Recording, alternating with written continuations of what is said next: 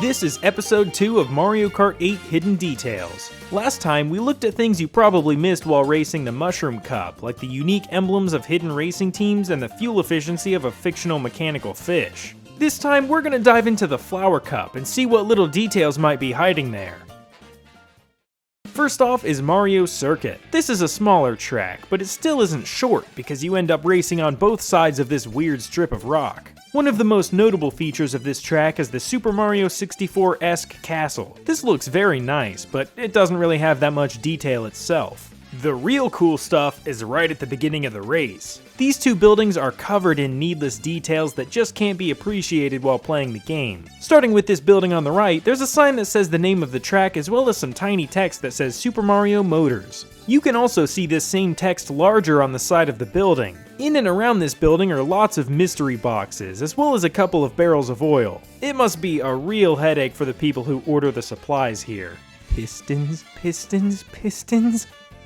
Screws! The building on the left is also beautifully detailed. I love these little porches and balconies. If you climb your way up to the roof, you'll see what looks like a hatch that lets you access this area from the inside. I find it so cool that little secrets like this hide just out of sight. Another cool detail is the sign at the very top of this building, which shows Mario carrying a tire. And on his hat, it appears to say Famicom, which I'm sure you know is the Japanese Nintendo Entertainment System. And if that wasn't meta enough, there's a sign down here advertising Nintendo. Because what's more of a power move than advertising to your own fictional characters? Outside of this area, Mario Circuit is mostly ordinary, but I do think these little toad houses are interesting. At first, this little neighborhood looks majestic, until you really think about it. Living next to a busy road sucks, but imagine living next to a racetrack. A sideways racetrack, aimed straight at you with a rock wall behind you to bounce those deafening sound waves back and forth through your house like a speaker. Not to mention, the exhaust would leave the air quality pretty awful. But maybe the waterfalls would help keep the air clean. Of course, at the cost of each adding another 50 to 80 decibels to what was already a dangerously loud place to live. Plus, you can't physically leave without a helicopter. Well, that's enough Mario Circuit. Let's check out the next, much more exciting track, Toad Harbor. This is a stunning oceanside city full of fascinating architecture and signage. There's a few areas where you can see the track's name as well as the cup name. Here's the Royal Patisserie Peach and Daisy that we saw referenced in Sweet Sweet Canyon. Super Marine World Dive Shop sounds awesome. And these posters may be vandalism, but they're also fun to look at. All throughout this city, you get to see lots of recurring businesses that I believe originated in the Coconut Mall for Mario Kart Wii. Places like the Coconut Cafe, the Fountain Cafe, Tropical Bakery, Tropical Grocery, and Fun Flower.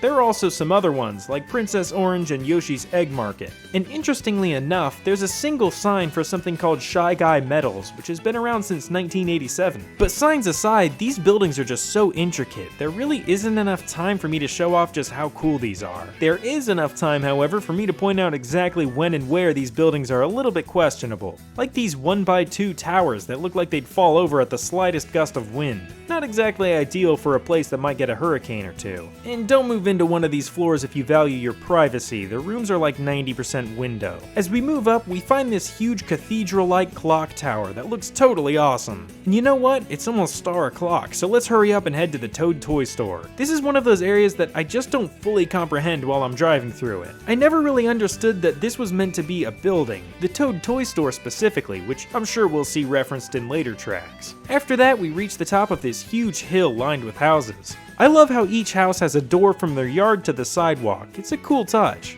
Well, that's a bit inconvenient. And geez, that drop is borderline dangerous. Nice. Look, I'm sure there's something toads are good at, but putting them in charge of infrastructure was probably a bad idea. And of course, how could you forget the knockoff Statue of Liberty? Or as it's probably called here, the Statue of Conformity, because those who don't adhere to the monarchy are exiled or imprisoned without hesitation. If you keep peering out over the water, you'll see a distant, fully modeled seaside village. Yep, a fully, barely modeled village. But interestingly enough, this looks more like an ocean city from a distance than the actual modeled one does from a distance. It just goes to show you, everything has a purpose. Just like you, a cog in the machine that will serve your higher-ups or else. Next up is Twisted Mansion. This is a Luigi's Mansion themed track with a big spooky mansion in the middle of a big spooky forest. I won't lie, this track is not nearly as interesting to poke around in as Toad Harbor was, but let's see what few details there are to see. Did you know that near the beginning of the race, the track disappears completely for several hundred feet? It's crazy the things you miss while racing through these areas. For real though, there are a few cool places where the track name pops up, written on little placards inside the mansion or teeny tiny text on a shield next to the finish line. And of course, underneath this big scrap metal boo. Fun fact, this is a depiction of the largest type of boo in the Mario universe. You may think this is Boo-Lossus from Luigi's Mansion, but it's actually Boo-Hemoth from New Super Mario Bros. 2. Anyways, back to the mansion. It looks like the Toads were responsible for this building too, because the foundation work has this hallway looking like the Tacoma Narrows Bridge. Once you make it through that, you get to the library. I was hoping to find something that I might like to read here, but it looks like it's all geometry textbooks, like rhombus, square, square, rhombus. I hate math. Let's look at some paintings.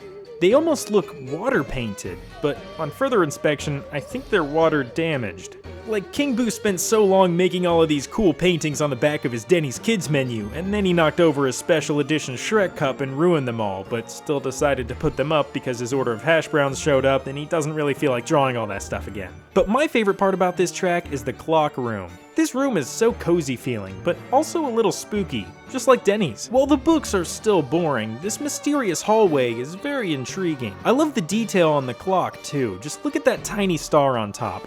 That is impossible to notice unless you're using noclip.website, which you shouldn't use because then I no longer have the power to show you this cool stuff and you can just look at it yourself without watching me explain it with Denny's analogies. Alright, let's move on to the final track, Shy Guy Falls. This is a very beautiful track with great music and colors and stuff. Nintendo manages to make slave labor look like a blast. Sure, paychecks are cool, but this music is compensation enough for the grueling back-to-back 24-hour shifts. Sadly, the details just aren't there. It's more about the intricacy of the crystal-filled tunnels and the scaffolding covered in Shy Guys. There are a few little bridge structures here that are really fun to look at. One in particular is a bit confusing. At the tippy top of this mountain is a single square. Maybe it's a diving board. If you do happen to plummet down thousands of feet off this diving board, you'll probably be stopped by the lush green forest. Suddenly, violently stopped. I never said it would save you. These trees are adorable. They look like something straight out of Super Mario 64. It's also cool to see just how much geometry there is outside of the track. All of these mesas with their own waterfalls that connect to the floor texture are pretty impressive. Well, actually, I've been lying to you. There is one cool detail. At the start/finish line, way up at the top of the medal, is the faint visage of a Shy Guy. Well, that's gonna do it for the Flower Cup. Sorry things ended so lame, but apparently somebody doesn't like it when the tracks are out of order. Also, I should grow up and stop treating this series like a cinematic masterpiece that needs proper pacing and everything. Anyways, I appreciate you watching. Thanks.